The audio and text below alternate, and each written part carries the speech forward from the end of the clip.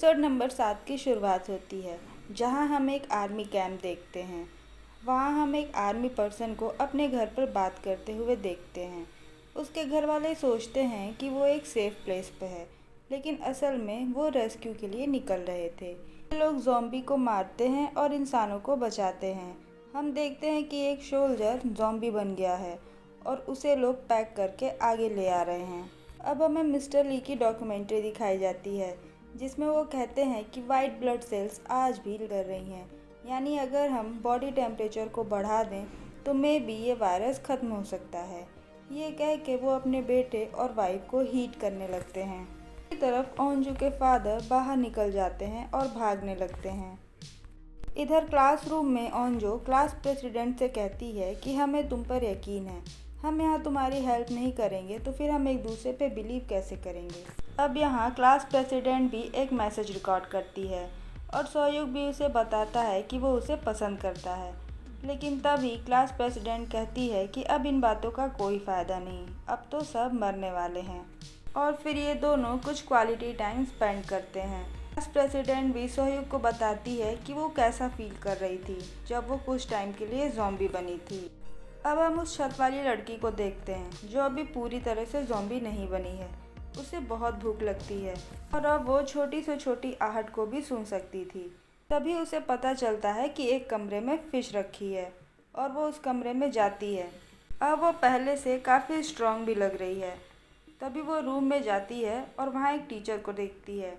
Teacher बोलता है, क्या तुम्हें किसी ने काटा है? इस पर वो लड़की कुछ नहीं बोलती, वो सीधा फिश टैंक से एक मछली निकाल कर खा लेती है। फिर वो कहती है कि तुम वही टीचर हो ना जिसके सामने मैंने बहुत रो रो के बताया था कि मुझे कुछ लड़के परेशान कर रहे हैं, लेकिन तुमने मेरी बात नहीं सुनी। तभी टीचर को लगता है कि ये लड़की शायद इन्फेक्टेड है और वह एक चाकू उठा लेता है और ये बात उस लड़की को पता चल जाती है। फिर वो टीचर पर अटैक करके उसको गिरा देती है और अब वो टीचर को खाने लगती है और अब टीचर भी ज़ॉम्बी बन चुका था। हम क्लासरूम का सीन देखते हैं और वहाँ क्लास प्रेसिडेंट भी अब बहुत स्ट्रांग हो गई है। उसे भी अब धीमी से धीमी चीज़ सुनाई देने लगती है। तभी वो कहती है कि कोई वॉमिट कर रहा है। फिर उसे पैर थपथपाने की आवाज़ आती है और ये कोई और नहीं बल्कि पिंक स्वेटर वाली लड़की थी। फिर वो कहती है हमें यहाँ से कहीं और निकल जाना चाहिए। दूसरी तरफ हम इंसू को देखते हैं जो इतने ऊपर से गिरने के बाद भी अभी ज़िंदा है। तभी हम इंसू के फ्रेंड को देखते हैं जो इंसू को कहता है कि तुम बच कैसे गए, चलो ठीक है तुम जल्दी से गाड़ी के नीचे आ जाओ नहीं तो मारे जाओगे। और वो इंसू की आँख को भी देखता है। फिर वो इंसू से कहता है कि सामने से एक कार लेके आओ नहीं तो ज़ॉम्बी का ध्यान भटकाओ। ये लड़का इंसू के सर पर धीरे से मारता है। असल में ये खुद को बचाने के लिए ऐसा कर रहा था, लेकिन इंसू को इसकी हरकतों पर गुस्सा आ जाती है। फिर वो उसे कार के नीचे से निकालता है और कहता है अपने ज़िंदगी की भीख मांगो, और इंसू उसका हाथ तोड़ देता है। फिर उसे सारे ज़ॉम्बी के हवाले कर देता है। फिर इंसू कहता है कि मुझसे बुरा इस दुनिया में कोई नहीं है और अब मैं सान को भी जान से मार दूंगा।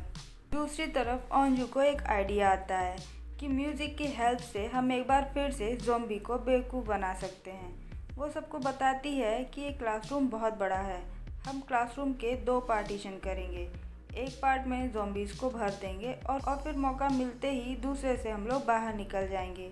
ये आइडिया सबको पसंद आता है और ये इस आइडिया को इम्प्लीमेंट करने लगते हैं। अब हम ओंजू के फादर को देखते हैं जो एक रूम में जाते हैं और जहाँ बहुत सारी गन रखी हुई है। वो वहाँ से एक गन उठाते हैं और फिर ओंजू को बचाने के लिए निकल जाते हैं। अब हम मिजन को देखते हैं तो अपने दोस्त के लिए स्ट्रेचर बनाती है और वो उसे लेकर बाहर निकलते हैं, लेकिन बाहर जाते ही ज़ॉम्बी आ जाते हैं और ये वापस रूम में आ जाते हैं। दूसरी तरफ हम देखते हैं कि इंस्पेक्टर उस बच्ची को पूरी तरह से कवर कर रहे हैं ताकि कोई ज़ॉम्बी उसे काट ना पाए। तभी दूसरा पुलिस वाला कहता है कि हमें यहाँ इन्हें छोड़ देना चाहिए। वो बच्ची कहती है तुम डरते हो क्या? फिर इंस्पेक्टर उस बच्ची को समझाते हैं कि बाहर जाने के बाद क्या क्या करना है, आंखें बंद रखनी है और कस के पकड़े रहना है। ये कह के ये लोग बाहर निकल जाते हैं। अब हम देखते हैं कि इंस्पेक्टर स्कूटर चला रहा था और बच्ची बीच में बैठी थी। पीछे पुलिस वाला डंडे से ज़ॉम्बी को मार रहा था। ये सीन बहुत फनी था। वो पुलिस वाला बहुत डरा हुआ था और ज़ॉम्बी उसे दौड़ा रहे थे। तभी इन्हें किसी की मदद मांगने की आवाज़ आती है और ये और कोई नहीं, वो ब्लॉगर था जो ज़ॉम्बी देखने आया था। इंस्पेक्टर उसकी मदद करने के लिए रुक जाते हैं। तभी वो पुलिस वाला कहता है कि हम कितनों की मदद करेंगे, हमारे पास ऑलरेडी 2 बच्चे हैं। जैसे ही इंस्पेक्टर बाइक से नीचे उतरते हैं, वो पुलिस वाला बाइक लेके भाग जाता है। अब क्लासरूम का सीन आता है, जहाँ क्लास का एक पार्ट ब्लॉक हो चुका था और गेट खोलने के लिए शान रुकता है। तभी सोह्यूक भी आ जाता है और वो शान से पूछता है कि इंसु तुम्हारे पीछे क्यों पड़ा है, वो मुझसे भी पूछ रहा था। तभी शान कहता है कि इंसु ने प्रिंसिपल को मार डाला है, जिसका वीडियो मैंने बनाया है और मैंने ही कहा था कि मैं सबको इसके बारे में बता दूंगा, इसलिए वो मेरे पीछे पड़ा है। तभी सोह्यूक कहता है कि तुम टेंशन मत लो, वो 4th फ्लोर से नीचे गिरा है, अब तो वो मर गया होगा। ये सुनकर शान थोड़ा रिलैक्स हो जाता है।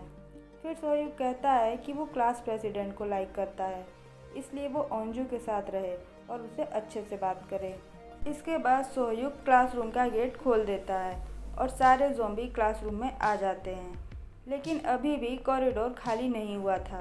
तभी ओंजू और क्लास प्रेसिडेंट को आइडिया आता है और वो और तेज तेज से शोर मचाने लगते हैं ताकि सारे ज़ॉम्बी एक ही बार में आवाज़ सुन के वहाँ आ जाएं, और ये आवाज़ इंसु भी सुन लेता है।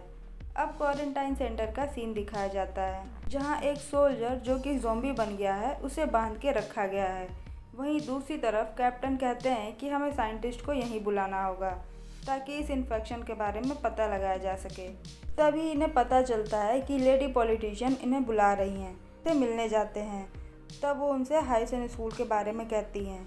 वो कहती हैं कि वहाँ बहुत सारे बच्चे हैं, वहाँ एक हेलीकॉप्टर भेजिए और मुझे यहाँ से बाहर निकालिए। लेकिन वो उनकी बातें नहीं सुनते। पर बाहर जाकर वो पूछता है कि हाइसन स्कूल में कितने बच्चे हैं, क्या उन्हें रेस्क्यू किया गया है। तब वो सोल्जर कहता है कि वहाँ किसी को रेस्क्यू नहीं किया गया है। तब कैप्टन एक हेलीकॉप्टर को अरेंज करता है और तभी हमें पता चलता है कि कैप्टन की मॉम भी स्कूल के पास ही रहती है। लेकिन वो पहले अपनी ड्यूटी निभाता है और पहले बच्चों को वहाँ से रेस्क्यू करने को कहता है। इधर क्लासरूम में सारे ज़ॉम्बी अंदर भर गए हैं। अब सब एक साथ इन पर अटैक करने लगे हैं और सारे स्टूडेंट जैसे तैसे करके छत के गेट तक पहुंच जाते हैं। तभी हम देखते हैं कि वो लड़का जो छत पे था, उसे लगता है कि शायद ज़ॉम्बी आ रहे हैं, इसलिए वो गेट बंद कर लेता है। तभी एक लड़का ज़ोर से चिल्लाता है कि हम ज़ॉम्बी नहीं हैं, प्लीज़ गेट खोलो, लेकिन वो गेट नहीं खोलता। तभी क्लास प्रेसिडेंट कहती है कि उसे कुछ सुनाई दे रहा है, ज़ॉम्बी जल्दी ही यहाँ पहुँचने वाले हैं। इधर सोह्यूक और शान सीढ़ियों पर ज़ॉम्बी से लड़ रहे हैं और बाकी स्टूडेंट छत का दरवाज़ा तोड़ने की कोशिश कर रहे हैं, लेकिन दरवाज़ा नहीं टूटता और अब इंसु भी वहाँ आ जाता है। वो एक लड़की को उठा के वहाँ ले आता है। इधर हम देखते हैं कि रेस्क्यू के लिए एक हेलीकॉप्टर आ चुका है। सब उस लड़के से पूछते हैं कि यहाँ कोई और स्टूडेंट है, लेकिन वो लड़का कुछ नहीं बोलता। तभी शान दूर से देखता है कि इंसु आ रहा है और एपिसोड नंबर 7 यहीं ख़त्म हो जाता है। एपिसोड नंबर 8 की शुरुआत होती है, जहाँ हम उस छत वाली लड़की को देखते हैं जो अब इन्फेक्टेड तो है लेकिन पूरी तरह से ज़ॉम्बी नहीं बनी है। उसका नाम युंजे है। यहाँ स्टोरी फ्लैशबैक में जाती है और दिखाया जाता है कि कैसे सारे स्टूडेंट उसे परेशान करते थे। कभी वो उसके सर पे दूध डाल देते थे तो कभी उसके खाने वाली प्लेट में अपनी प्लेट डाल देते थे, और टीचर से कंप्लेन करने पे वो उल्टा उसे ही बोलते थे कि तुम ही बुरी लड़की हो। अब युंजे देखती है कि ये सारे लोग ज़ॉम्बी बन गए हैं और वो सोचती है कि वो सारा स्कूल ही जला देगी। वो स्टाफ रूम में जाकर वहाँ एक पेपर को जलाती है। अब हम क्लास प्रेसिडेंट को देखते हैं जो धीरे धीरे ज़ॉम्बी बनने लगी है। तभी वो इंसु और शान को फाइट करते देखती है, लेकिन वो इंसु को उठाकर नीचे फेंक देती है, मतलब वो एक अच्छी ज़ॉम्बी है। उधर वो लड़का रेस्क्यू मेंबर को कुछ नहीं बताता और वो अकेले ही हेलीकॉप्टर से चला जाता है। अब स्कूल में आग लग चुकी थी, फायर अलार्म स्टार्ट हो गया था और स्टाफ रूम में पानी गिर रहा था, जिससे जो ज़ॉम्बी जल रहे थे वो पानी से नॉर्मल भी हो जा रहे थे। और अब छत का दरवाज़ा भी खुल जाता है। सारे बच्चे ज़ोर ज़ोर से मदद के लिए चिल्लाते हैं, लेकिन हेलीकॉप्टर में बैठा कोई भी मेंबर उन्हें देख नहीं पाता हेलीकॉप्टर चला जाता है। अब हम देखते हैं कि छत का दरवाज़ा पीटने की आवाज़ आती है। वहाँ जाकर देखता है तो पता चलता है कि दरवाजे के उस पार इंसू है और दरवाज़ा नहीं खुलता, लेकिन उसका हाथ बुरी तरह से टूट चुका है और वो वहाँ से चला जाता है। ये सब बातें क्लास प्रेसिडेंट उन्हें बता रही होती है। इधर यूंजे अब साइकिल से बाहर निकल जाती है। उधर सान और सहयोग आपस में बात करते हैं कि तुमने इंसू और यूंजे को देखा है, वो दोनों ही इन्फेक्टेड होने के बाद भी हमारे जैसे दिखते हैं। यहाँ तक कि क्लास प्रेसिडेंट भी वैसे ही है, वो कुछ नहीं कर रही। किसी को नहीं पता वो कब ज़ॉम्बी बन जाए। सान सोहयुग से कहता है कि हमें क्लास प्रेसिडेंट को दूर कर देना चाहिए, लेकिन सोहयुग मना कर देता है और कहता है कि अगर ये सब ओंजू के साथ होता क्या तब भी तुम यही करते। अब हम आर्चरी रूम का सीन देखते हैं, जहाँ ये फिर से बाहर निकलने की कोशिश करते हैं, लेकिन एक बार फिर ये फेल हो जाते हैं।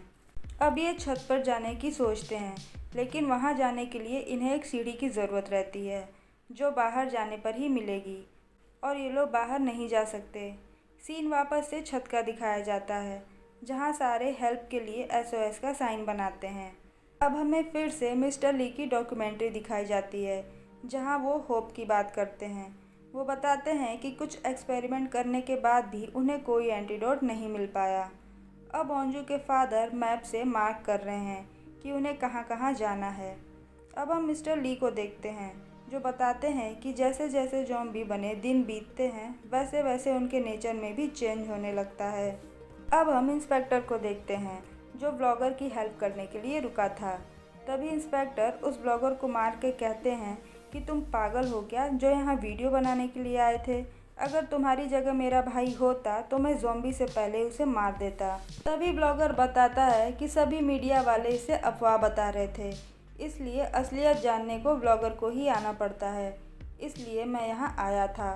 अब वो यहाँ से जाने के बारे में सोचते हैं और वो ज़ॉम्बी का ध्यान भटकाने के लिए एक बास्केट को नीचे गिराते हैं। तभी मिस्टर ली के कहे अनुसार हम देखते हैं ज़ॉम्बी आवाज़ सुनकर अट्रैक्ट होते हैं और एक ही जगह पर खड़े हो जाते हैं। तभी हम देखते हैं कि वो पुलिस वाला जो बाइक लेके भागा था, वो एक बस लेकर आता है और कहता है कि जल्दी से इस बस पे कूद जाओ। इंस्पेक्टर तो वहाँ से कूद जाते हैं, लेकिन ब्लॉगर नहीं कूद पाता क्योंकि उसके पैर में चोट लगी थी। तभी वो कहता है कूदो, नहीं तो वो यहाँ से चला जाएगा। इस पर ब्लॉगर उस पर कूद जाता है। दूसरी तरफ हम देखते हैं कि छत पे किसी को SOS का मतलब ही नहीं पता था। तब एक लड़का ओंजू से पूछता है कि इसका क्या मतलब है। इस पे ओंजू कहती है कि इसका कोई मतलब नहीं। इस पे वो लड़का कहता है कि तुम्हें कुछ नहीं पता, वो जाकर क्लास प्रेसिडेंट से पूछेगा। इस पे ओंजू को गुस्सा आता है। वो सान से कहती है क्या मुझे कुछ नहीं पता या फिर मैं झूठ बोल रही हूँ। धीरे धीरे शाम हो जाती है और अब इन्हें ठंडी लगने लगती है और ये आग जलाने की कोशिश करने लगते हैं। एक एक करके जितने स्टूडेंट रहते हैं वो सब कोशिश करते हैं, लेकिन कोई आग नहीं जला पाता और इसमें बहुत टाइम चला जाता है। लास्ट में क्लास प्रेसिडेंट आती है और वो लाइटर देती है और सब उसे देखते रह जाते हैं कि इसने लाइटर दिया भी तो इतनी देर बाद। तब उन्हें पता चलता है कि क्लास प्रेसिडेंट एक चेन स्मोकर है। इधर इंस्पेक्टर कहते हैं कि तुम तो हमें छोड़ के भाग गए थे। इस पर वो पुलिस वाला कहता है कि मैं आपको छोड़ के भागा नहीं था, बल्कि मैं मदद लेने गया था। और इसी बातचीत में पुलिस वाले से एक लड़की का एक्सीडेंट हो जाता है। तभी इंस्पेक्टर जाकर चेक करते हैं तो उन्हें पता चलता है कि ये लड़की सही है और ये लड़की और कोई नहीं यूंजे थी। तभी वहाँ आर्मी आ जाती है और ये गोलियाँ चलाने लगते हैं। तभी इंस्पेक्टर अपना आइडेंटिटी कार्ड दिखाते हैं और कहते हैं कि मैं इंस्पेक्टर हूँ। दूसरी तरफ आर्चरी रूम का सीन दिखाया जाता है, जहाँ मिजन अब आर्चरी प्लेयर्स की मदद करने के लिए आर्चरी सीख रही है और कहती है तुम तो प्लेयर हो, तुम्हें तो अच्छे से कॉलेज में एडमिशन मिल जाएगा।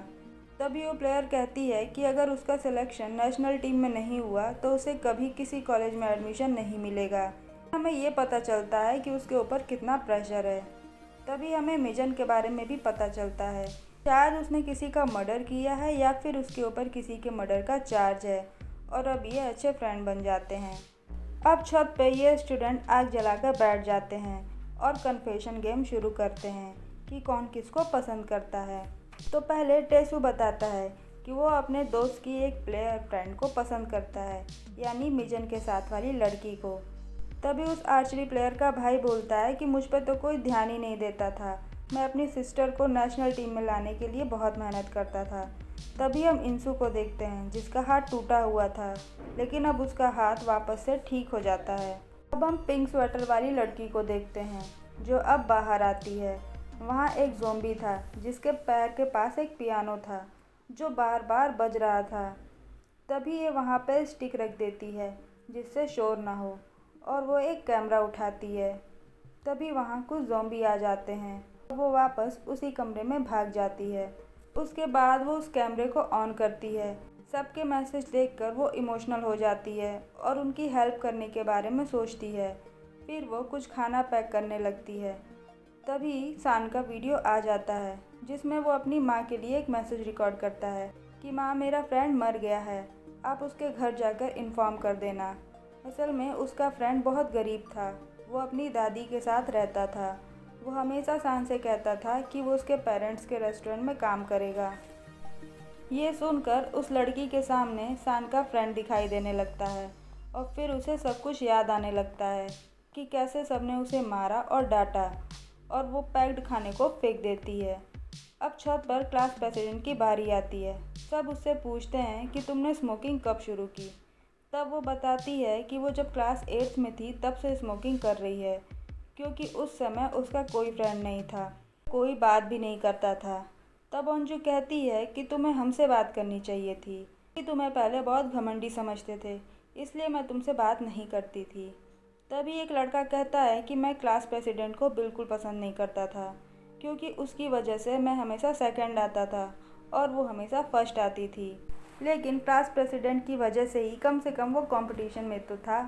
अब हम पिंक स्वेटर वाली लड़की को देखते हैं जो फ्लैशबैक में जाती है, और हमें पता चलता है कि जब वो और टीचर बाहर निकल गए थे तो सान के फ्रेंड ने उन पर अटैक किया था और वो टीचर को काट लिया था। अब टीचर उस लड़की को एक सेफ प्लेस पे पहुंचाती हैं और कहती हैं कि तुमने जो किया वो बहुत गलत किया, अगर तुम्हें मौका मिले तो उन लोगों की मदद ज़रूर करना, और ज़िंदा बचना तो उनके पास चली जाना। और टीचर भी ज़ॉम्बी बन जाती हैं। फिर से ये लड़की खाना पैक करती है और बाहर निकलती है। इधर छत पर एक लड़की कहती है कि मैं दूसरे स्कूल में एडमिशन लेने वाली थी, लेकिन सान के कहने पर मैंने यहाँ एडमिशन लिया। अगर मैंने यहाँ एडमिशन न लिया होता तो शायद आज मैं यहाँ नहीं फंसती। अब सब सान से पूछते हैं कि तुम किसे पसंद करते हो। तब सान कहता है कि मैं भी एक लड़की को पसंद करता हूँ और मैंने उसके साथ बहुत टाइम बिताया है।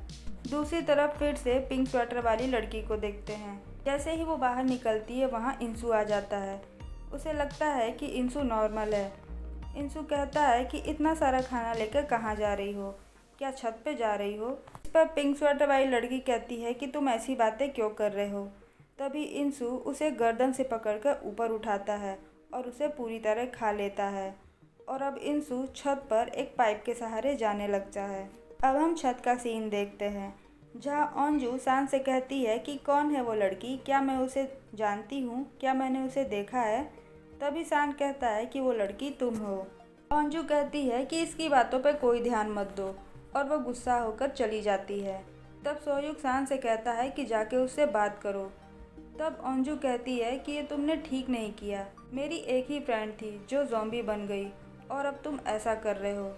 इस पे सान कहता है कि मैं तुम्हें पसंद करता हूँ, इसका मतलब ये नहीं कि बदले में तुम भी मुझे पसंद करो।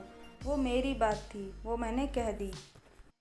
तब अंजू कहती है कि मुझे कुछ टाइम के लिए अकेला छोड़ दो। इस पर सान दोस्तों के साथ जाकर बैठ जाता है और अंजू वहीं बैठी रह जाती है।